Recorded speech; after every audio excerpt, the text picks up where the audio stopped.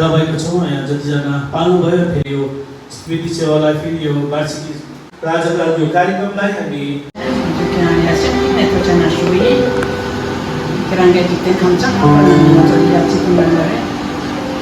आराधना जुन्गा शेर्पा टिमलाई म दिन चाहन्छु।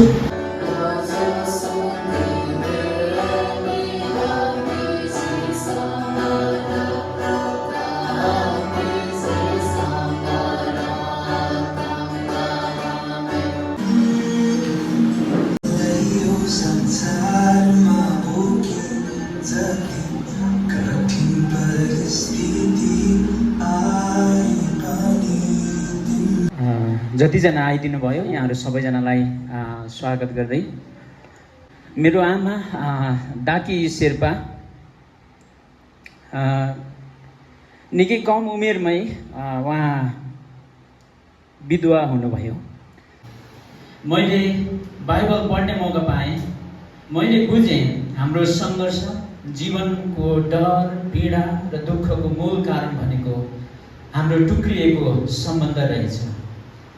मानव स्वभावको पापको कारण हामी स्वस्थ सम्बन्ध कायम गर्न सक्दैन रहेछौँ।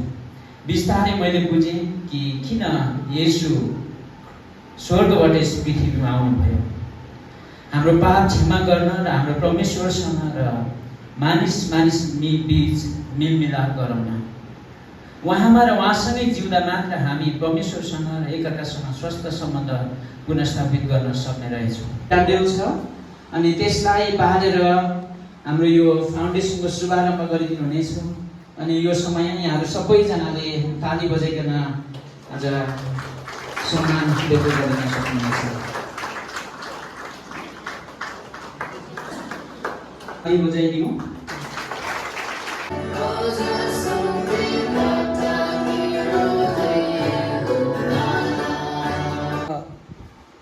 उहाँले विश्वास गरेको परमेश्वर जो चाहिँ स्वर्गको लागि अनन्तको जीवनको लागि बाटो सत्य र जीवन हुनुहुन्छ। गका डाकिता मलाई छत्ती लो भगिङ खोतङ मुल्की तम्जी। प्रभु हामी तपाईँलाई धन्यवाद दिँदछौँ। आकाशमुनि भएको हरेक क्रियाकलापको तपाईँले समय तोकिदिनु भयो। परमेश्वर म हो कि कुनै कुरो मेरो निम्ति कठिन छ र आज हाम्रो परमेश्वर हामी सबैको प्रभु हामीको माझमा हुनुहुन्छ। अनि आज उहाँले वचनमा भन्नुभयो जस्तै आज हामीलाई सबै कुरा सम्भव तुल्याइदिनु भयो। सबै कुरामा उहाँले हामीलाई अनुग्रह गर्नुभयो। परमेश्वरलाई विशेष धन्यवाद भएको होस्। अनि अर्को विशेष धन्यवाद दिनुपर्दाखेरि हाम्रो आफ्ना आफन्त जुन बौद्धबाट आउनुभएको छ हाम्रो आनीहरू उहाँलाई अनि दिदीहरूलाई विशेष धन्यवाद।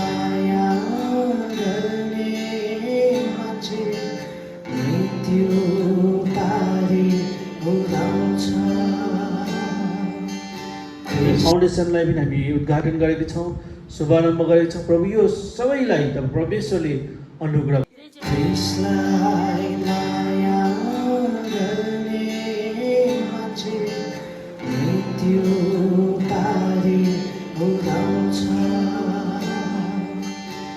Islam